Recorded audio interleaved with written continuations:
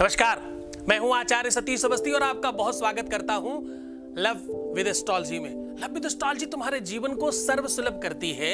Love with astrology शादी के पहले, शादी के बाद की हर समस्या का सीधा समाधान करने का नाम है भाई। लव विद एस्ट्रोलॉजी तुम्हारे रिलेशनशिप, तुम्हारे प्यार, तुम्हारी हर एक पर्सनल समस्या का सीधा समाधान है। अब प्रेम चाहे विवाह के पहले हो चाहे विवाह के बाद हो, प्रेम तो प्रेम है। प्रेम अनंत है, प्रेम अद्वैत है, प्रेम भगवान है, प्रेम ईश्वर है, प्रेम साधना है, प्रेम समर्पण है, प्रेम त्याग है। प्रेम एक अद्भुत एहसास है। प्रेम को जितना कुछ कहा जाए वो कम है। प्रेम को समझने और जानने के लिए जब तक आप उस सरोवर में स्वयं डूब नहीं जाते, जब तक आप स्वयं डुबकी नहीं लगाते, तब तक आपको नहीं पता चलता। अगर आपके प्रेम सरोवर में किसी भी तरह की आ रही है तकलीफ, तो आज का दिन आपका है। आज मैं बात कर रहा हूं क्योंकि तुम हमेशा कहते हो कोई ऐसा उपाय बताओ जो हम बहुत आसानी से कर सकें। ये सामान मिलता नहीं, वो सामान मिलता नहीं। वैसे बड़ी खास बात कहता हूं कि मैं हमेशा वही चीजें बताता हूं जो तुम्हारे घर में पड़ी होती हैं। फिर भी आज मैं कुछ ऐसा बताने वाला हूं जो 100% जितने भी व्यूअर्स देखेंगे ना, सबको फायदा होगा। आज की डेट का ये उपाय हर किसी को फायदा करेगा जो भी देखेगा। यानी अगर इस वीडियो को हमारे 50,000 लोगों ने देखा एक दिन में, तो 50,000 लोगों को प्यार उनका मिल जाएगा। लेकिन तुम्हारा तरीका, ढंग, व्यवस्था, सिस्टम सही चाहिए। ध्यान से सुनना। प्रेम कोई पाने की वस्तु नहीं है, प्रेम कोई सामग्री नहीं है। प्रेम एक एहसास है जो बताया और दिखाया नहीं जा सकता। आज मैं कह रहा हूं कि अगर तुम्हारे मोबाइल में तुम्हारे प्रेमी का, प्रेमिका का, लवर का, पति का, पत्नी का, जिसे तुम चाहते हो भाई, उसका फोटो है ना, बस तुम जीत गए। अब कोई सामग्री नहीं चाहिए। सामग्री में क्या चाहिए? तुम्हारा मोबाइल और उसमें फोटो, बस। दूसरी कोई सामग्री नहीं चाहिए।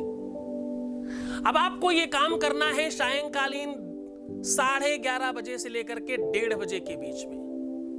कितने बजे करना है? सुन तो लिया ही ना, बार बार क्या रिपीट करना।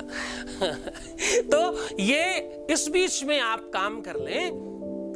सिर्फ मोबाइल में फोटो पर आपको फूंक मार देनी है। आपको ये मंत्र, ये बीज मंत्र, ये प्रेम मंत्र, ये रिलेशनशिप मंत्र फूंक देना है अपने मोबाइल की फोटो पर। आपका प्रेमी आपका हो जाएगा, आपका रिलेशनशिप मजबूत हो जाएगा और आपकी चीजें ठीक हो जाएंगी। एक सुखद एहसास है। प्रेम एक उसी तरह का एहसास है जैसे भूख लगती है तो आप भोजन कर लेते हो। तो अगर आपने भोजन कर लिया तो उस भूख को समाप्त हो जाना चाहिए हमेशा के लिए, पर वो फिर से आती है। यानी वो एक ऐसा एहसास है जो तुम्हें किसी चीज का मैसेज देता है बार बार। यानी वो भूख तुम्हारे अंदर की वस्तु है और तुम उसे बाहर की चीजों से भरना चाहते हो। और ये भूख सबकी अलग अलग होती है। किसी को पिज्जा से खत्म होती, किसी के बर्गर से, किसी के चाउमीन से, किसी के पता नहीं क्या क्या, और किसी को सामान्य भोजन से। हमारे जैसे इंसान को फल फ्रूट से, पानी से। तो सीधा और वास्तविक अगर हम इसका मतलब आपको बताएं तो आप बहुत ध्यान से समझने की कोशिश करना कि प्रेम नितांत पर्सनल वस्तु है। आपके शरीर का कोई भी ऑर्गन इतना पर्सनल नहीं है जितना आपके लिए प्रेम पर्सनल है। आपके दुनिया में कोई भी रिलेशन इतना महत्वपूर्ण नहीं है जितना प्रेम आवश्यक है। अब इसमें तुम गलतियां कहां कहां करते हो? गलती करते हो तुम प्रीवियस लाइफ शेयर करके, गलती करते हो प्रीवियस चीजों को सामने रख करके, गलती करते हो अपने घर वालों की खूब बुराई करके, गलती करते हो तुम पैसे दे करके, गलती करते हो सेंट, परफ्यूम, पर्स, सॉक्स, अंदर वाले कपड़े और पता नहीं क्या क्या क्या क्या। ये सारी की सारी चीजें देकर, मैंने कई एपिसोड्स में बताया, वहां आप देख सकते हो, देकर नष्ट कर देते हो तुम। तुम पहले तो अपने प्यार को सर पर चढ़ा लेते हो और फिर उतारना चाहते हो। पहले उसको प्रसन्न करने के लिए, खुश करने के लिए वो सब कर जाते हो जो तुम्हारे लिए बड़ा मुश्किल था। पर ये तुम भूल जाते हो कि मानवीय प्रवृत्ति है, जितना देते जाओगे उतना बढ़ती जाएगी, घटती थोड़ी है। और चाहिए और चाहिए और चाहिए।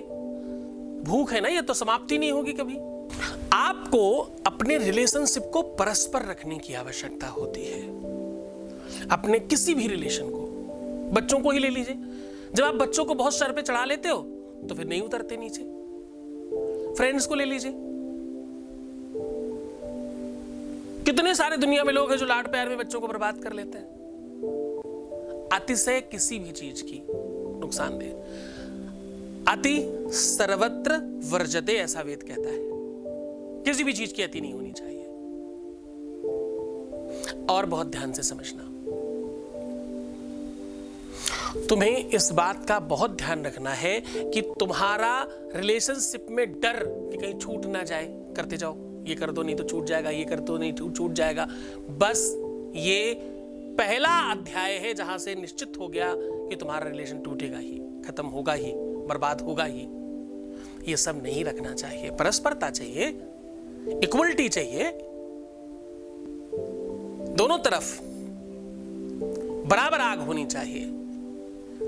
चिकित्सक की पतंग जलता है, लेकिन किसी लड़की ने किसी को पूछा कि यार ये पतंगा दिए में जाकर के जल जाता है, और दिया तो बड़ा सुंदर जवाब दिया, वो सुनने लायक है।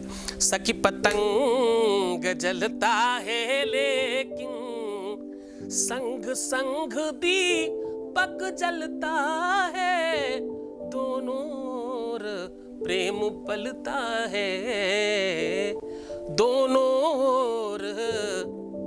एक तरफ होगा तो नहीं चलेगा कि दोनों ओर प्रेम पलता है। तो जब दोनों तरफ परस्परता होगी, और ये परस्परता नहीं हो तो क्या करें, आज का दिन वही बताने का है।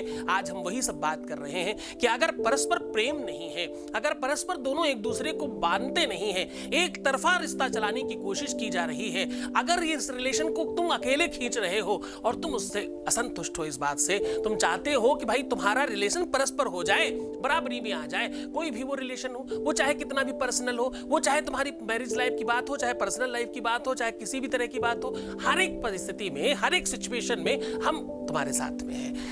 सिचुएशन, कंडीशंस, व्यवस्थाएं, ये सारा का सारा तुम निर्माण करते हो। ये तुम्हारा अपना इंडिविजुअल क्राइटेरिया है, ये तुम क्रिएट कर रहे हो ना।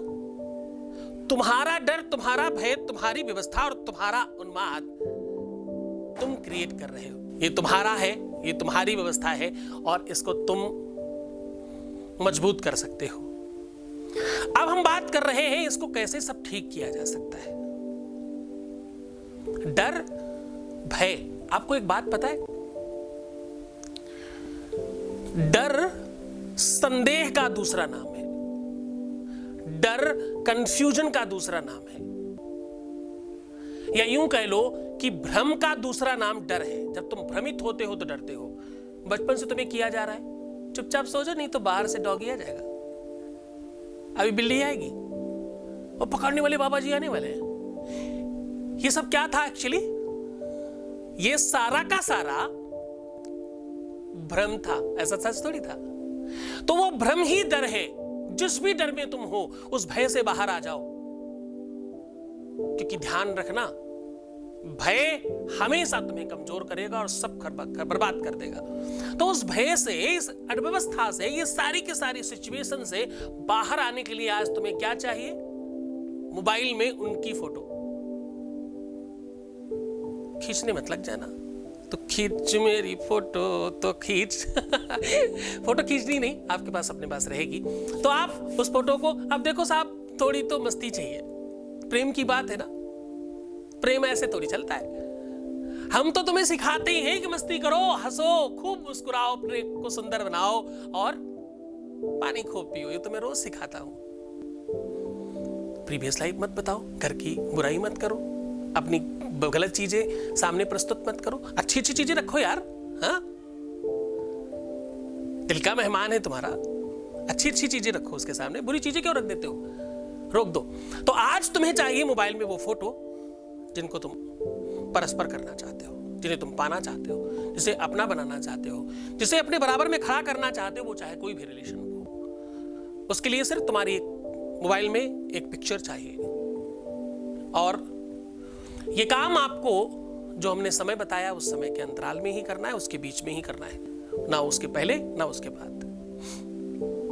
अब आपको बाएं हाथ पर मोबाइल रखना है, बैटरी का जो पोर्शन है वो तुम्हारे हाथ पे होना चाहिए और फोटो वाला पोर्शन ऊपर यानी स्क्रीन ऊपर होनी चाहिए, उस पे उनकी फोटो होनी चाहिए। स्क्रीन परमानेंट ऑन कर देना, वो थोड़ी देर में ऑफ हो जाती है ना, उसको परमानेंट ऑन कर लेना। और फिर दूसरा राइट हैंड उसके ऊपर रखना है।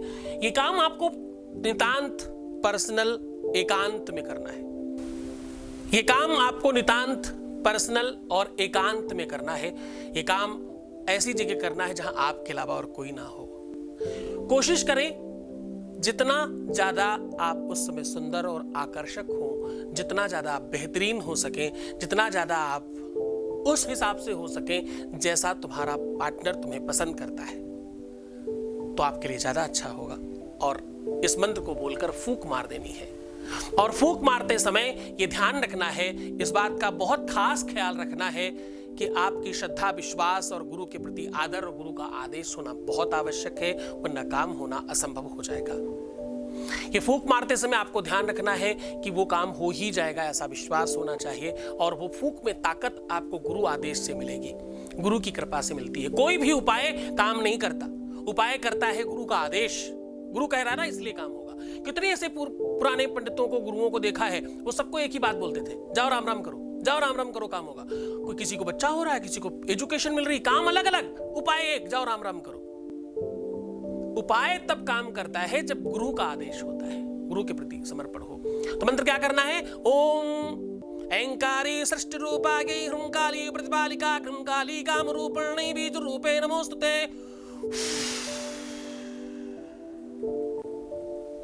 ऐसा कहकर फूंक मार देना है। और उसके पहले मन में बोलना है, महाकाली, महालक्ष्मी, महासरस्वती, तीनों देवियों को प्रणाम करके उनकी शक्तियों को आवाहित कर रहा हूं और मैं चाहता हूं कि मेरा ये काम हो जाए, या मैं ये चाहती हूं कि मेरा ये काम हो जाए। बस अपनी बात कहो और चुपचाप उस मोबाइल की फोटो को अच्छे से देखना, प्यार से मुस्कुराना और चुपचाप सो जाना। प्रभात सुहाना होगा, सवेरा आनंददायक होगा। आज ही कर लो, कल सुबह अच्छे से मिलेंगे। कल फिर 4 बजे मुलाकात करते हैं, फिर से कुछ बातचीत करते हैं। करते रहो, पता नहीं कौन सी चीज तुम्हारे लिए हो। कई जन्मों से बुला रहे हो, कोई तो नाता जरूर होगा। कुछ तो बात होगी ना, कभी तो तुम्हारी बात आएगी, कभी तो तुम्हारा नंबर आएगा। करते रहिए। क्या लगता है उपाय करने में कुछ खर्च थोड़ी हो रहा है? इतने सालों से परेशान हो, एक आध उपाय कर लो, सब ठीक हो जाएगा। भगवान शिव आपको प्रसन्न करे, आनंदित करे, सुव्यवस्थित करे, खूब सारा प्यार बढ़ाए और तुम्हें खूब अच्छा करे। पानी पीना, सुंदर बनना, अच्छा रहना और पॉजिटिव सोचने की कोशिश करना। ओम नमः शिवाय।